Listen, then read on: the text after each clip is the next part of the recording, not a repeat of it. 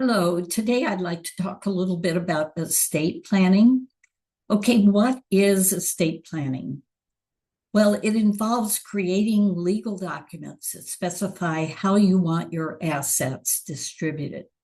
It can also talk about caring for any minor children that you might have and who will make decisions if you cannot.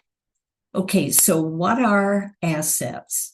Well, your assets might be cash, your home, maybe some investments, retirement savings. Setting up an estate plan will certainly help with those items. From a tax perspective, there are some things you can do in the meantime.